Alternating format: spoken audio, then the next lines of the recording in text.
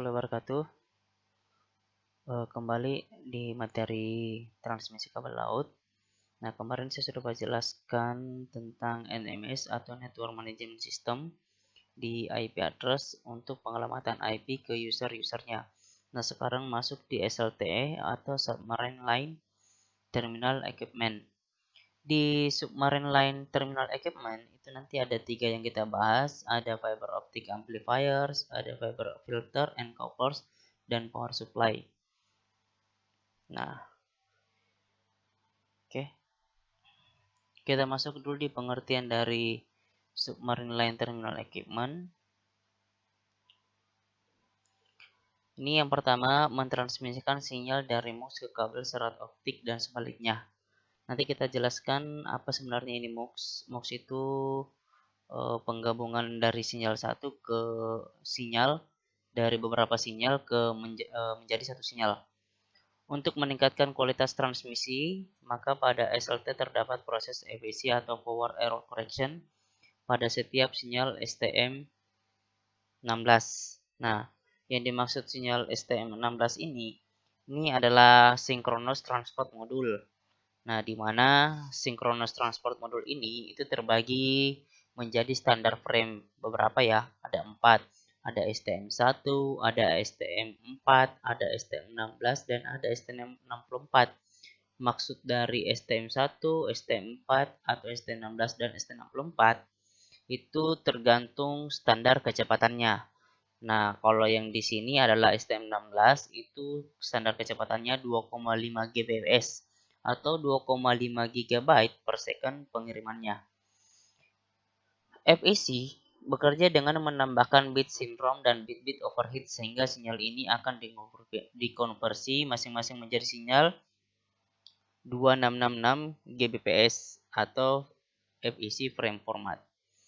Kedelapan sinyal tersebut akan digabungkan dengan proses WDM untuk kemudian ditransmitkan melalui serat optik. Nah, kalau WDM ini pasti saya rasa Anda asing juga di telinga kalian, Wave Division Multiplexing. Wavelength ya. Nah, ini contoh gambar building blocks tentang sistem submarin. Nah, anak-anakku dapat lihat di sini kotak kiri yang ada di kotak kiri, yang kotak kanan dan kotak bawah itu adalah SLT-nya atau Submarine Line Terminal Equipment. Nah, maksudnya di sini ini tempat mendaratnya kabel laut yang terpasang di laut. Jadi kalau misalnya di Makassar ada juga di Takalar, Surabaya. Nah, inilah yang menghubungkan dari suatu terminal ke terminal lain. Nah, dari terminal ini nanti masuk ke NMS. NMS nanti yang membagikan ke user-user.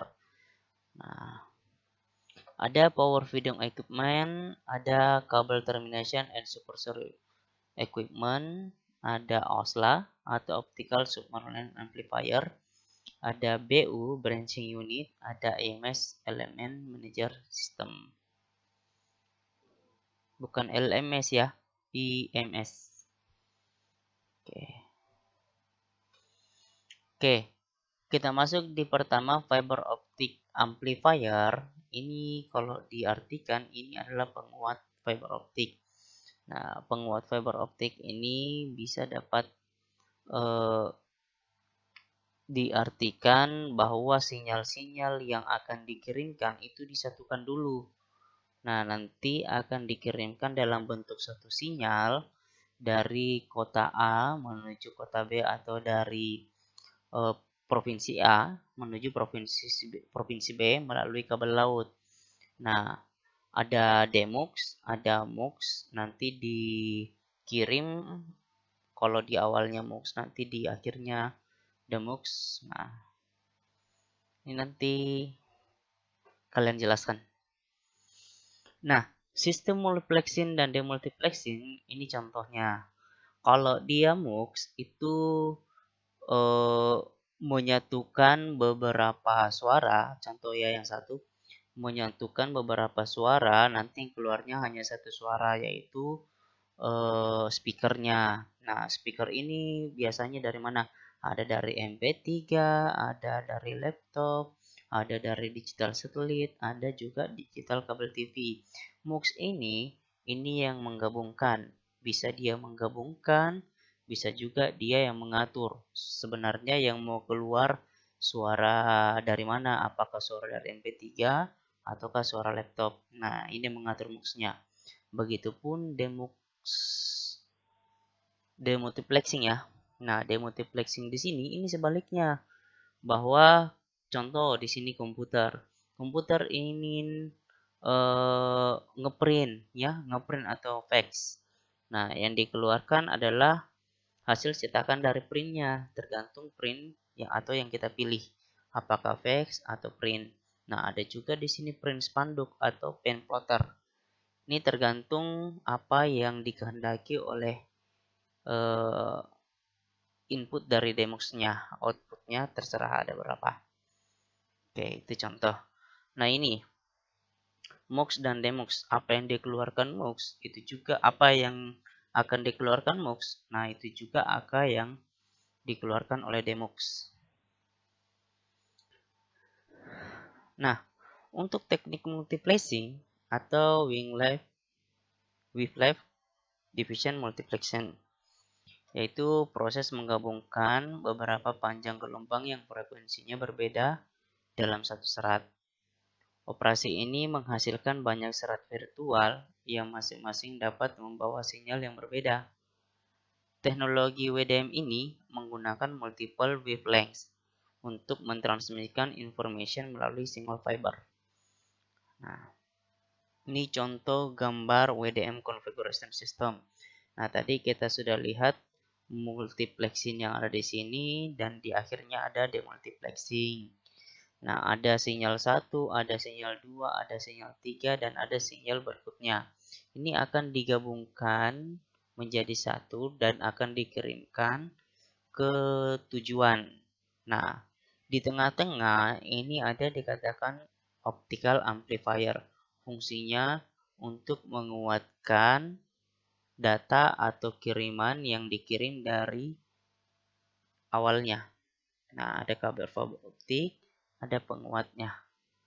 Nah, lanjut di demultiplexing, dari satu sinyal nantinya akan dikeluarkan beberapa sinyal. Ada transmitter, T-nya ini transmitter, R-nya ini receiver.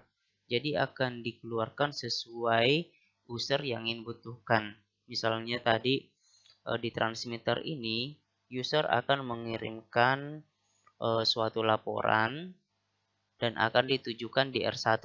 Nah, tidak mungkin nanti ini terbalik. Dari T1 masuknya di R2. Pasti akan sesuai yang diminta dan sesuai juga yang tampil. Nah, untuk minggu depan, tapi hari ini kalian harus sudah buat. Yang pertama itu membuat makalah tentang multiplexing dengan demultiplexing. Membuat PowerPoint yang akan dipresentasikan minggu depan. Jadi minggu depan kita akan melakukan persentase tentang multiplexing dan demultiplexing. Tadi saya sudah memberikan gambaran umumnya apa yang dimaksud multiplexing dan demultiplexing. Tinggal kalian hanya mencari artikel-artikel, lalu kalian sisihkan poin-poinnya yang nanti kalian jelaskan. Urutan kelompok dibagi sesuai urutan absen saja. Satu kelompok terdiri dari 5 siswa, nanti akan terbagi menjadi 6 kelompok, karena kan kalian 32 siswa. Khusus kelompok 1 dan 5 itu terdiri dari 6 siswa, di mana kelompok 1 itu nomor urutnya 1, 2, 3, 4, 5, dan 31. Sedangkan kelompok 6 itu 26, 27, 28, 29, 30, dan nomor urut 32.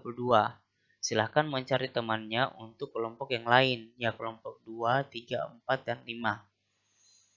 Tugas kelompok harus selesai minggu depan, dan akan saya tunjuk siapa kelompok yang akan mempresentasikan pada minggu depan. Oke, jika ini sudah paham, kalau misalnya ada pertanyaan silahkan nanti di WA atau di Telegram, di Japri saja.